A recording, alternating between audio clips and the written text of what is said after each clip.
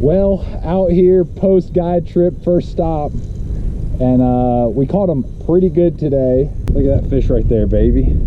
Welcome back to the Dream Catchers Fishing channel. Today I want to talk about a freaking huge monster problem going on in upstate South Carolina, North Georgia, Western North Carolina. It's starting to happen in Tennessee, Eastern Tennessee, and a lot of fisheries, and that is the dilution of smallmouth. That's right, literally the extinction of arguably everybody's favorite black bass species to catch, the smallmouth bass, the dilution of their genetics, and it is something that I think needs to be addressed on some kind of serious level. Now, with that being said, we have been on an incredible smallmouth bite in Western North Carolina. I will actually say I believe we are the best smallmouth guides in North Carolina. That's not really saying a whole lot. It's really just geographically where we are, the guide service we have, and the lakes that we service have more smallmouth than any other place in North Carolina. But we have been on an incredible smallmouth bite, but literally year after year after year, I have seen our smallmouth numbers dwindle and dwindle and dwindle. And there's a few culprits to why this is happening. Some that you may be aware of, some that you may not be aware of, but I wanted to talk about a few of those reasons today. The first, and I would say arguably the biggest reason, is the continuous spread of spotted bass. All right, so spotted bass, for those of you that may not know, are kind of like an in-between fish between a largemouth and a smallmouth. They're not what happens if the smallmouth and a largemouth reproduce. They're their own specific species. They're native to the rivers in South Georgia, South Alabama, even parts of Florida, and then kind of up through Alabama. But the Coosa River spot, there's some called the Kentuckys. But what has happened is slowly but surely, people have transported the spotted bass out of these locations and into reservoirs in Georgia, and slowly kind of worked their way more north and more north. We have one lake here in Western North Carolina that we guide on. We have a lot of success on it, Lake Chattooga, but it formerly was one of the best smallmouth fisheries in the world. In fact, our state record smallmouth, which was a 10.5 pounder, was caught out of the Hiwassee River, part of this specific chain of lakes. The Hiwassee River makes up Chattooga, Lake Hiwassee, Lake Appalachia, but there is not a smallmouth even present in Lake Chattooga anymore. In fact, my dad caught one like 3 years ago. It went kind of viral locally, like holy cow, he caught a smallmouth in Lake Chattooga. They are almost totally extinct, and that's because the spotted bass can reproduce with the smallmouth. So what happens over time is you get a crossbreed fish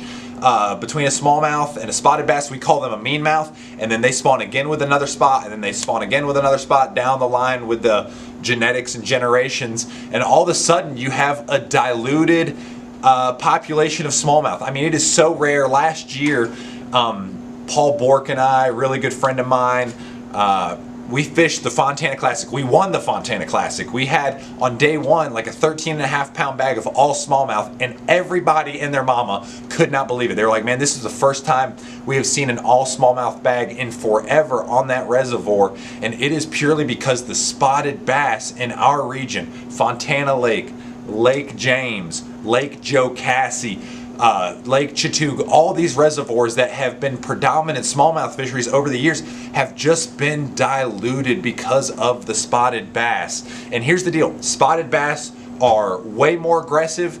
They are easier fish to catch. I would even argue they taste better. They fight harder. There's a lot of benefits to spotted bass, or pros. I wouldn't say benefits, but pros to spotted bass.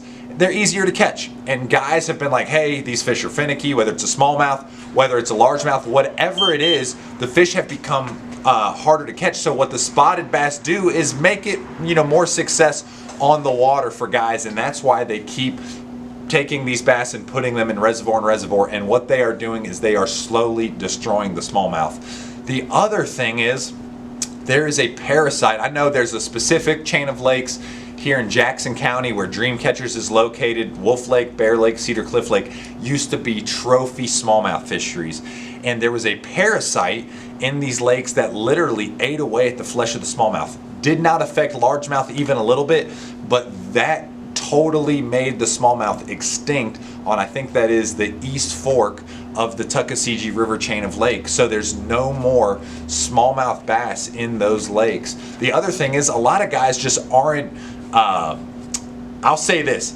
I don't want to say this like to upset anybody or anything, but a lot of people are ignorant to what the smallmouth looks like. So what has happened is, we have even seen people say, hey man, I went up to Lake X, Lake Y, Lake Z, and I caught a bunch of those spotted bass to try to help out the smallmouth population. I took a bunch of pictures to show you. And I'm like, oh my God, those are pure smallmouth. And some people, and a lot of old timers will say, man, them smallmouth are the most delicious thing. I'm not, and listen, it's your right. You can totally go and do that. You can go eat the smallmouth if you want to, but people keeping these fish to consume them has destroyed that population as well. It's the same thing that's happened with the with the walleye in our lakes, right? A lot of people are like, man, I don't know what happened with the walleye population. And listen, there's some things going on there. The blueback herring swim up the rivers the same time the walleye are laying eggs up the river. The herring eat the eggs of the walleye. So there's that deal going on. But also, there's guys that go out and catch their limit of walleye day in, day out, day in, day out, day in, day out, and then they're like, man, I wonder where all the walleye are. They're in your septic tank. You ate them, you pooped them out, they're in your septic tank. That's where all the walleye are. So you've got people eating the smallmouth, you've got parasites, you've got spotted bass, kind of doing their thing. So you have all of these kind of mixed problems going on, and here's the deal. It's a sad reality, but our lakes are eventually going to have zero smallmouth bass. And we're a catch and release guide service. We like to catch smallmouth, take pictures of them, put them back at the end of the day. Man, we work our tail off when a customer gut hooks them, whatever, to revive them and keep those fish healthy, rocking and rolling in our fisheries. And like I said, if you want a guide trip in Western North Carolina, Upstate South Carolina, North Georgia for these smallmouth, you can book a trip with Dreamcatcher Guides. But man, it is starting to become more rare and more rare and more rare to catch these smallmouth bass. I mean, here's some pictures of some great catches here lately. Boom, boom, boom, boom, boom, boom. So these smallmouth are prevalent still, and like I said, we are catching them, but man, it is happening. It is becoming really hard to stay on these fish, mostly because there's less and less and less numbers annually. I know North Carolina wildlife biologists and fisheries biologists are working on improving the smallmouth populations, but this is a serious problem that we care about.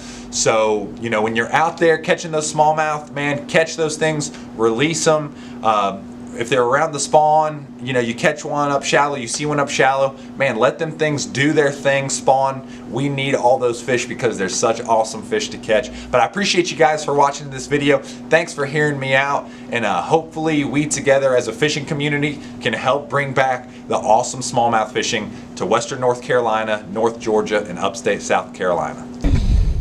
Well, out here post guide trip, first stop, and we caught them pretty good today.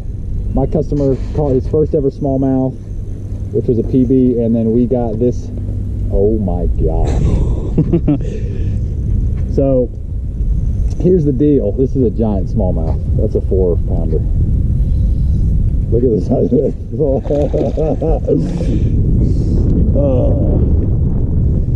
All I'm saying is you need to book a trip if you want to catch some big smallies. Oh yeah. Oh, stay pinned. These not 4, but dang big. Look at that fish right there, baby. Freaking toad smallie. Oh my gosh. Been on a great bite lately. Western North Carolina. Amazing smallmouth bite, whether it's Nantahala Lake, Lake Hiwassee, Lake James, Lake Glenville, Fontana. We've been on an excellent bite. I mean, literally, this is our first stop. We just pulled up after dropping our customers off. Jennings, who's behind the camera, his guy had a great day today.